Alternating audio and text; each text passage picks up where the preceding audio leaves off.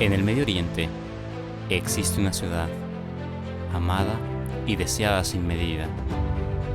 Muchos la consideraban como el centro del mundo. Jerusalén. Tras las huellas de Jesús, una serie de 14 episodios para profundizar en la vida del Mesías y en los eventos relacionados con su muerte.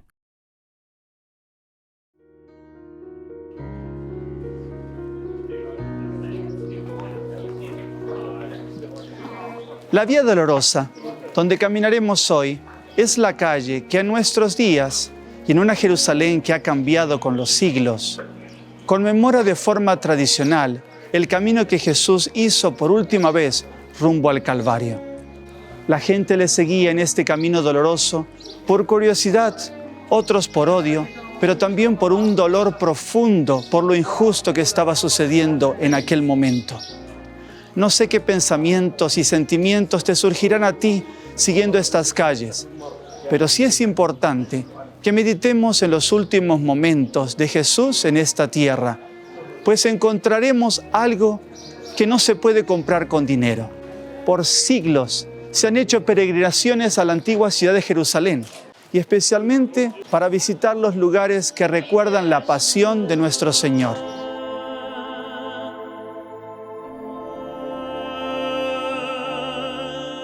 Nos encontramos en la fortaleza de Antonia, que está ubicada al noreste de la ciudad vieja de Jerusalén y al norte del monte del templo, y cerca de la Puerta del León. Hoy se puede pasar por el Arco S. Homo y visitar varios lugares en Jerusalén, de los que constituyen la tradición del camino al Calvario. En el Arco S. Homo se cree es donde Pilato se dirigió al pueblo presentando a Jesús y a Barrabás, para que el pueblo tomase una decisión, y donde el pueblo alborotado gritó que sea soltado Barrabás y que Cristo sea crucificado. Aunque la arqueología dude que la fortaleza de Antonia sea el verdadero lugar del juicio de Jesús, se cree que sí fue allí donde el apóstol Pablo, años después, y como lo registra el libro de Hechos en el capítulo 23, fue protegido por la guardia romana. El apóstol Pablo había realizado la purificación y había subido al monte del templo, y cuando fue identificado por unos judíos, el pueblo se alborotó. Si no fuera por la intervención de la guardia romana, le hubieran quitado la vida. La peregrinación tradicional al Calvario sigue descendiendo por la Vía Dolorosa y recorriendo diversos puntos durante el camino. Esta peregrinación ha sido especialmente coordinada por los franciscanos a partir del siglo XIV.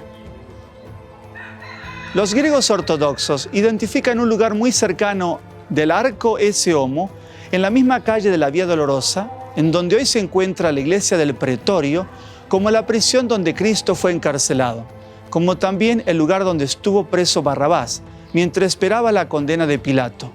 En este lugar se encuentran varios tipos de celda que fueron cavadas directamente en la roca.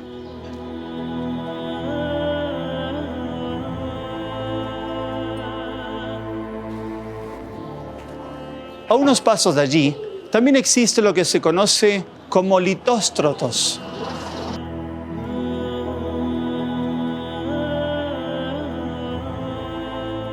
El Evangelio de Juan, en el capítulo 19:13, escribe: Entonces Pilato, oyendo este dicho, llevó fuera a Jesús y se sentó en el tribunal en el lugar que se dice litóstrotos y en hebreo Gabata.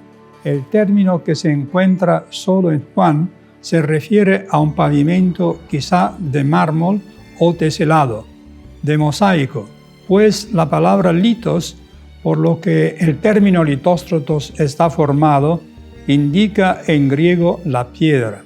Este sitio servía como lugar de juicio romano, probablemente alguna forma de elevación, pues el término arameo Gabata, que el mismo versículo utiliza para indicar al lugar del juicio de Pilato, nos hace pensar en eso. Parece que los dos nombres, Litóstrotos y Gabata, se debieron a diferentes características del lugar donde Pilato, frente al pretorio, condenó a muerte a Jesús. Litóstrotos a la naturaleza del pavimento y Gabata a la configuración del lugar. Este lugar fue también una plaza romana en donde existía un mercado y por donde transitaba el pueblo y en donde también había un asentamiento del ejército romano para controlar los movimientos de la ciudad. Aún hoy se pueden ver las piedras talladas para evitar el deslice de la caballería romana o los juegos de los soldados romanos utilizados como distracción. Entre ellos se encuentra uno llamado el Juego del Rey, un juego de dados en el que se burlaban de un prisionero llamándolo rey, tal como sucedió con nuestro Señor Jesucristo. Algunos sugieren que el Litóstrotos está hoy ubicado debajo de un convento en la calle Vía Dolorosa, a algunos metros del actual nivel de la calle. Recordémonos que Jerusalén ha sido destruida en varias oportunidades y después reconstruida, por lo que las actuales calles de Jerusalén están a varios metros sobre el nivel que tenía la Jerusalén de los tiempos de Cristo.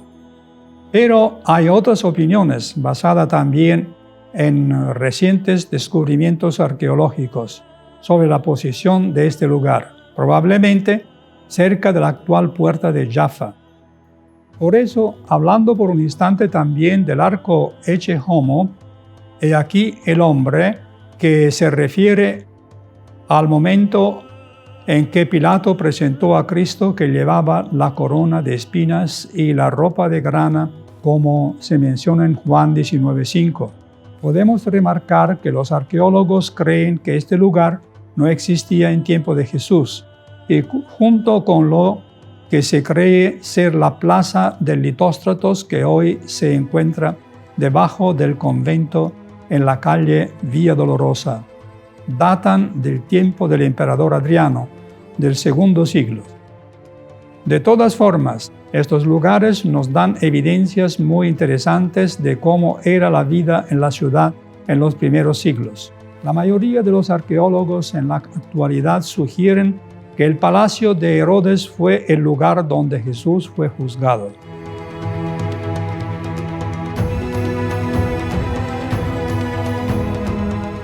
Aquí nos encontramos sobre la Torre de David, donde se encontraba el palacio de Herodes al oeste de Jerusalén, cerca de la puerta llamada Jaffa. No solo la arqueología sugiere el palacio de Herodes como el lugar en donde Jesús fue juzgado, sino también otros autores de la antigüedad. Tanto Filón de Alejandría, el escritor de fines del siglo I, como Josefo, historiador del primer siglo, testificaron que los gobernadores romanos de la Judea romana, que gobernaban desde Cesarea Marítima en la costa, se quedaron en el palacio de Herodes mientras estaban en Jerusalén, y que llevaron a cabo sus juicios en el pavimento inmediato fuera del palacio y azotaban a los culpables en el mismo lugar. Josefo indica que el palacio de Herodes está en la colina occidental y recientemente, en el año 2001, se han descubierto bajo una esquina de la ciudad, en la puerta de Jaffa, ruinas del palacio de Herodes. Sería aproximadamente en este lugar.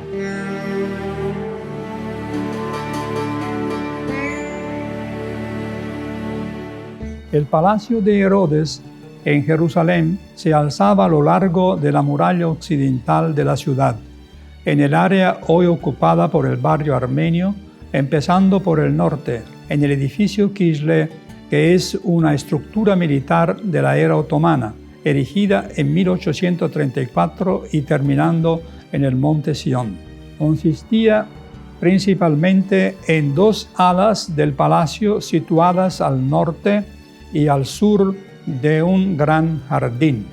Inmediatamente al norte del complejo, en la zona de la ciudad de hoy y la puerta de Jaffa, Herodes erigió 3 enormes torres como protección adicional y último refugio en caso de peligro.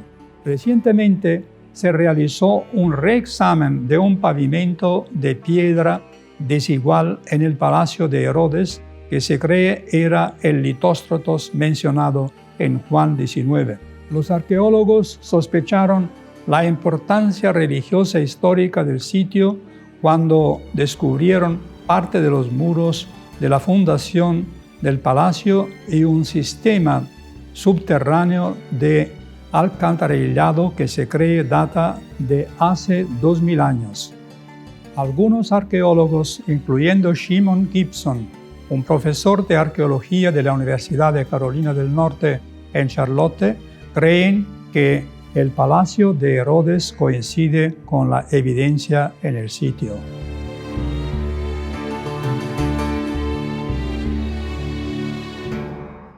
Recordemos las experiencias vividas por Jesús ante Pilato y su camino al Calvario. Muy pronto por la mañana del sexto día de la semana, Pilato fue interrumpido de su sueño por los sacerdotes, por los jueces del Sanedrín y por una turba, con el pedido de decidir el caso de un culpable de muerte. Habían llevado a Jesús atado y resguardado por soldados. Pilato no sabía a quién habían traído hasta que vio a Jesús. Pilato esperaba ver a un criminal con un rostro marcado por la culpa y la maldad, pero en vez de esto vio a Cristo con un rostro sereno que reflejaba bondad a pesar del sufrimiento que ya había cargado y que reflejaba la firma del cielo. Pilato preguntó a los acusadores: ¿qué acusación tenéis contra este hombre? Los sacerdotes no tenían una acusación concreta y evadieron la respuesta. Pilato preguntó otra vez por la acusación, a lo que ellos respondieron: si no fuera culpable, no te la habríamos traído, es reo de muerte. A pesar de que Pilato percibió que era inocente y que los sacerdotes lo estaban culpando injustamente, Pilato estaba en un dilema. No quería la oposición de los sacerdotes. Pilato preguntó a Jesús: ¿eres tú el rey de los judíos? A lo que Jesús respondió: tú lo dices. Y su semblante se iluminó como si un rayo de sol resplandeciese sobre él. Pilato quería escuchar a Jesús y su defensa, pero Jesús no respondía palabra. Afuera, los sacerdotes del Sanedrín habían levantado al pueblo que gritaba cada vez más enfurecido que lo crucificara. Pilato estaba muy confundido. Jesús dijo: mi reino no es de este mundo. He venido al mundo para dar testimonio a la verdad.